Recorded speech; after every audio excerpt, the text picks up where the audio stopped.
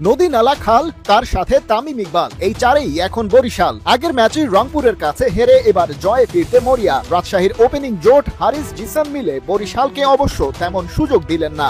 Spinner এসেই অবশ্য break through এনে দিলেন। তানভীর ইসলাম 16 বলে 22 রান তোলা মোহাম্মদ হারিসের উইকেটটা তুলে নিলেন। তারপরও নিস্তার নাই, পাওয়ার প্লে লাগাতে হবে কাজে। এনামুল বিজয়ের সাথে জিসান আলম 34 বলে 55 রান তুললেন। তাই জিসান এগিয়ে যাচ্ছিলেন বীরের বেশে, তবে ওকে 38 রানেই থামিয়ে দিলেন ফাহিম আশরাফ এসে। তার আগেই বেশ খেল দেখিয়েছেন তরুণ তুর্কি, 3টা করে 4 আর ছক্কায় সিলেটের মাঠে করেছেন আঁকিবুকি। জিসান ফেরার পর রাজশাহীর রানের চাকা হলো ধীর। বিজয়ের সাথে ইয়াসিরের জোট 35 বলে 48 রান তুলেই স্থির। 39-এ ফিরলেন ক্যাপ্টেন, 37-এ মিস্টার আলী। 149 রান তুলতে ওদের 4টা উইকেট গেল খালি।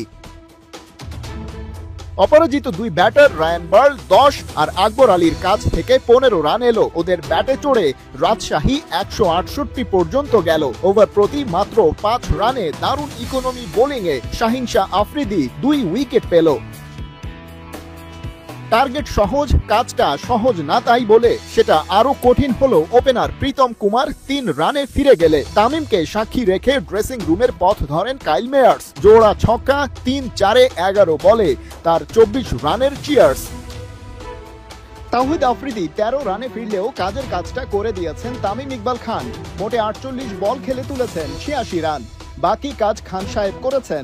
মুশফিককে সাথে নিয়ে 2 ওভার 3 বল হাতে রেখেই জিতেছে তারা।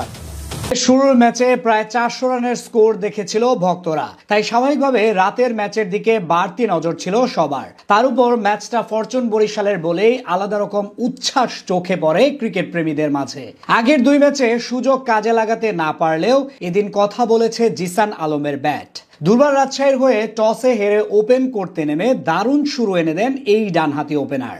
আগের ম্যাচ হারার পর আজ কামব্যাক করার মিশনে টস জিতে বল করার সিদ্ধান্ত নেয় ফরচুন বরিশাল।